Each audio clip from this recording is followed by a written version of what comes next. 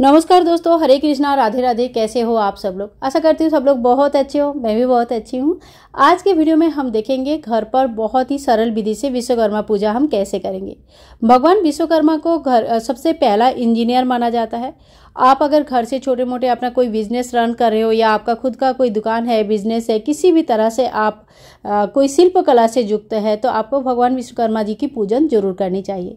Office में और जो कारखाना वगैरह होता है वहाँ पे तो बहुत बड़े लेवल पे पूजा होता है। वर्कर्स का इस दिन छुट्टियाँ रहती है और जो औजार वगैरह हम यूज़ करते हैं हमारे बिजनेस के लिए, हमें धन कमाने के लिए, तो वो सारे चीज़ों का आज के दिन पूजन होती है। तो अगर आप जैसे हम लोग वीडियो बनाते हैं तो वीडियोस के जो चीज़ें हैं जैसे मोबाइल होगा, मोबाइल स्टैंड, पेन पेंसिल और इत्यादि हम घर पर पूजन कर सकते हैं। आप गार्डनिंग करते हो तो गार्डनिंग के जो सामान है उसके पूजन कर सकते हो। यानी कि आप किसी भी तरह का सृजन कार्य से अगर युक्त हो तो आप उन चीज़ों का पूजन आज के दिन जरूर कीजिएगा। आज के इस वीडियो में बहुत ही सरल विधि से दिखाऊंगी कि विश्वकर्मा जी का पूजन आप घर पर या ऑफिस पे बहुत ही सरल विधि से कैसे करेंगे। देखिए, अगर पंडित जी बुलाकर आप पूजन कर रहे हैं तो पंडित जी बहुत ही अच्छी तरह से पूजन कर देते हैं और फिर उसमें आपको ज़्यादा कुछ सोचने की जरूरत ही नहीं है।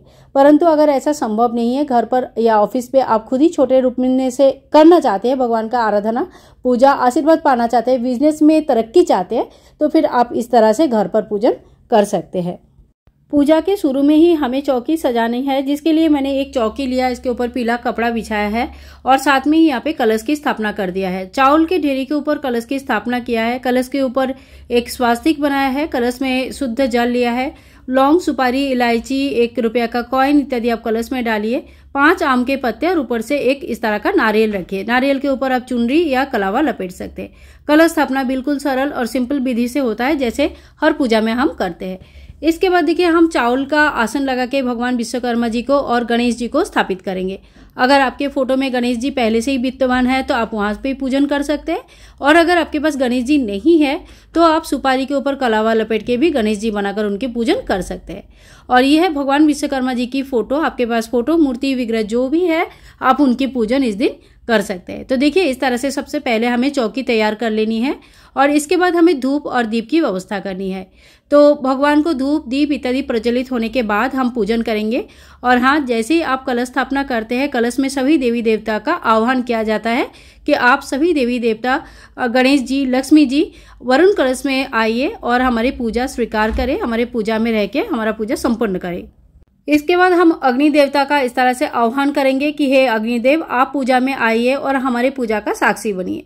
इसके बाद देखिए, थोड़ी सी गंगा जल छिड़क के जगह को शुद्ध कर लीजिएगा और फिर थोड़ी सी फूल के मदद से या तो फिर कुसा की मदद से सबसे पहले हम गणेश जी को स्नान कराएंगे। ओम गांग गणेशाय नमो, ओम गांग गणेशाय नमो, ओम गांग गणेशाय नमो।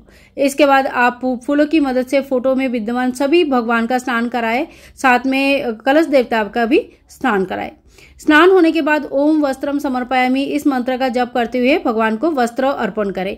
तो सबसे पहले हम गणेश जी को वस्त्र अर्पण करेंगे और उसके बाद हम जेनोई अर्पण करेंगे। जो जेनोई अगर आपके पास है तो आप जेनोई अर्पण कीजिएगा, नहीं है तो कच्चा सूत से इस तरह से जेनोई बनाकर भी भगवान को अर्पण किया जाता है।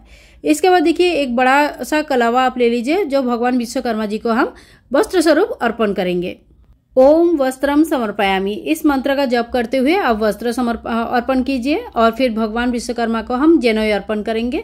तो इस तरह से आप जेनोई अर्पण कर दीजिएगा। देखिए, इस तरह से पूजन होने के बाद हाथ में जो रोली और हल्दी का तिलक लगाया जाता है भगवान गणेश जी को, तो ओम गांग गणेशाय नमो मंत्र का बोलते हुए गणेश जी को शरण करते हुए तिलक लगा देंगे और भगवान विश्वकर्मा को हम लगाएंगे चंदन का तिलक। इस समय जो भी फोटो में जो भी देवी देवता का फोटो है और सभी को तिलक करेंगे, क्योंकि वो सभी हमारे पूजा में शामिल हुए हैं, तो इसीलिए सभी को हम तिलक करेंगे। कलश में पहले ही हमने मंगल चिन्ह यानी कि स्वास्तिक बना के रखा है। अगर आपने नहीं बनाया तो इस समय कलश में भी स्वास्तिक और तिलक कर सकते हैं। इसके बाद हम चावल चढ़ा देंगे, अक्षत चढ़ाएंगे। जो अक्षत होता है वो बिना टूटा हुआ चावल होता है, ध्यान रखिएगा, टूटा हुआ चीज़ें यूज़ नहीं होती है। फिर हम फूल चढ़ाएंगे भगवान को। ओम पुष्पम समर्पयामि जो पंचोपचार पूजा होता है उसमें 5 प्रकार का उपचार से भगवान का पूजन की जाती है, जिसमें सर्वप्रथम सुगंधी होता है। सुगंधि के तौर पे हम चंदन चढ़ा सकते हैं, इत्र चढ़ा सकते हैं, फिर पुष्प चढ़ाया जाता है, धूप दीप दिखाया जाता है और अंत में नैवेद्य चढ़ाया जाता है। फिर आप देखिए जो भी आपके घर में अस्त्र शस्त्र औजार है, जिससे भी आप अपने घर का बिजनेस रन करते हैं या दुकान आपका है या आपका कोई भी किसी भी तरह का बिजनेस है या आप किसी भी तरह का शिल्प कला से युक्त हो, तो उनसे जो भी चीज़ें यूज़ होते हैं उन शिल्प कला के लिए, वो सारी चीज़ों का आज के दिन पूजन किया जाता है।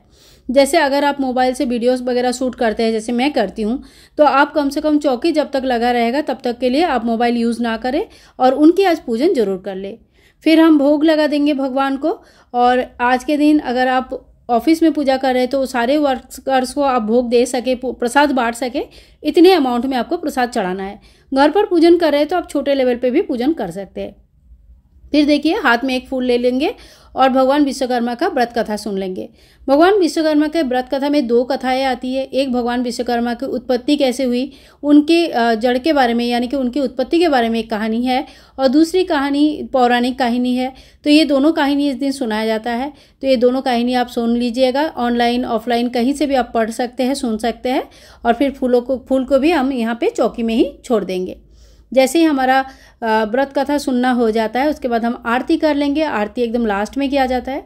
आप चाहे तो कपूर से अलग आरती कर सकते हैं या तो फिर जो दीपक हमने प्रज्वलित किया है उससे भी आरती कर सकते हैं। सबसे पहले गणेश जी को आप आरती कर लीजिएगा, फिर विश्वकर्मा भगवान को आरती कर लीजिएगा। आरती अगर नहीं आते तो ऑनलाइन सुन सकते हैं या कहीं से पढ़ सकते हैं, और नहीं तो सिर्फ भगवान का नाम लेते हुए 7 बार अगर ओमकार के शेप में अगर आप घुमाते हैं तो वो भी आरती के ही समान माना जाता है। फिर हाथ में थोड़ी सी जल लेके आरती को शांत कर देंगे। जल पानी में जो जल है वो अग्नि में नहीं डालनी है, साइड से थोड़ी सी हल्की सी घुमा लेना है, और इसी तरह से हमारा संपूर्ण पूजन हो जाता है। फिर हम हाथ जोड़ करके क्षमा प्रार्थी होंगे, थोड़ी सी दान दक्षिणा चढ़ाएंगे। यहाँ पे मैंने दिखाना भूल गई, आप लोग दक्षिणा जरूर चढ़ाना, क्योंकि पूजा में जो कमी हो जाती है वो दक्षिणा चढ़ाने से ही संपूर्णता लाभ करता है। विश्वकर्मा पूजा हर साल 17 सितंबर को मनाया जाता है। दिन फिक्स रहता है और सुबह का समय पूजा किया जाता है। पूजा के बाद कम से कम 1 से 1.5 घंटा आपको चौकी ऐसे ही रखना चाहिए। इसके बाद आप चाहे तो शाम को भी चौकी उठा सकते हैं, या 1-1.5 घंटे के बाद जब दिया शांत हो जाता है उसके बाद भी आप चौकी उठा सकते हैं। चौकी में रखा गया सामान का क्या करना है, आइए इसी वीडियो के लास्ट में हम लोग जान लेंगे। देखिए पूजा होने के बाद चौकी कब हटानी है और सामग्री का क्या करना है, चलिए देख लेते हैं। पूजा होने के बाद सबसे पहले तो कम से कम शाम तक आप चौकी रखने दीजिए, सवेरे पूजा करने के बाद। और अगर संभव नहीं है तो 1 घंटा 1.5 घंटा या 1.25 घंटा आपको कम से कम चौकी रखने देना है। पूजा जब कंप्लीट हो जाती है तो सबसे पहले आपको क्या करना है, घट को यानी कि कलश को थोड़ी सी हिलानी है। और लक्ष्मी गणेश जी को हमने जो आह्वान किया था, लक्ष्मी गणेश जी को कहना है कि सूक्ष्म रूप से आप हमारे घर पे या हमारे जहां पर भी आप पूजन कर रहे हैं ऑफिस में यहीं रह जाइए, और बाकी सभी देवी देवता अपने अपने स्वास्थान में विराजमान होइए। ठीक है। इसके बाद ये जो चावल होता है, ये चावल आप चाहे तो चिड़िया को डाल सकते हैं, और ज्यादा चावल यूज किया है तो किसी को दान कर सकते हैं। सुपारी, सिक्का जो यूज किया है हमने, हल्दी के गांठ, ये सारे सुखाकर आप दोबारा कलश के लिए यूज कर सकते हैं। जो नारियल होता है इसको भोग प्रसाद स्वरूप सबके बीच में बांट दिया जाता है। और जो भोग चढ़ाया ये तो आपके जो एम्प्लॉयज वगैरह अगर अपने पूजा ऑफिस में किया है तो एम्प्लॉयज वगैरह में बांटा जाता है, और उस केस में आपको ज्यादा परिमाण में भोग लगाने चाहिए ताकि सभी को भोग प्रसाद मिल सके। घर पर पूजा किया है तो घर के लोगों में ये भोग प्रसाद आप बांट दीजिएगा। साथ में जो फूल है ये खाद के रूप में यूज हो जाता है, तो आप इसको सुखाकर खाद बना सकते हैं। और भगवान के जो फोटो मूर्ति आपने लिया है तो जहां पे भी आप रखते हैं स्वास्थान में वहां पे रख दीजिए, मंदिर पे या जहां पे भी सुरक्षित रखते हैं उस जगह पर रख दीजिए। पीला कपड़ा को धोकर दोबारा यूज किया जा सकता है, पटला भी दोबारा यूज किया जा सकता है। और दिया वगैरह जब शांत हो जाता है उसी के बाद ही चौकी हटाया जाता है। जब तक दिया जलती है तब तक चौकी नहीं हटाया जाता है। दिया शांत हो जाने के बाद आप दिया को धोकर अच्छी जगह पर रख दीजिए, दोबारा आप जब भी पूजा करेंगे तभी यूज कर सकते हैं। और ये जो हमने औजार वगैरह यूज किया है आप पूजा के लिए रखा है, इनकी व्यवहार जब तक ये चौकी में रहेगा तब तक नहीं किया जाता है। मोस्टली इस दिन पूरे दिन ही कोई भी औजार का यूज नहीं किया जाता है। जैसे सिलाई मशीन है या आपके यहाँ पे जो भी चीजें आप यूज करते हो अपने बिजनेस के लिए, उस चीजों का उस दिन यूज नहीं होता है और वर्कर्स का छुट्टी होती है। परंतु अगर ऐसे संभव नहीं है, जैसे मोबाइल वगैरह हम लोग पूरे दिन नहीं रख सकते, तो कम से कम 1-1.5 घंटा आप उनकी यूज मत कीजिएगा, और जब चौकी हट जाएगा तब आप उनकी दोबारा यूज कर सकते हैं। ठीक है। कलश का जो पानी है वो पूरे घर में पहले आपको छिड़कना है, और बचा हुआ जो पानी रहेगा वो अपने पौधों में डाल सकते हैं। कलश का पानी यहाँ वहाँ नहीं फेंकनी है, नाला में या किसी गंदी जगह पे बिल्कुल भी नहीं फेंकना। तो इसी तरह से हमें चौकी हटानी है। सारी चीजें आई होप आपको बता दिया है। और जो कलावा जैनोई वगैरह है इनको विसर्जन कर दिया जाता है, तो इनकी भूमि विसर्जन या जल विसर्जन हो जाता है।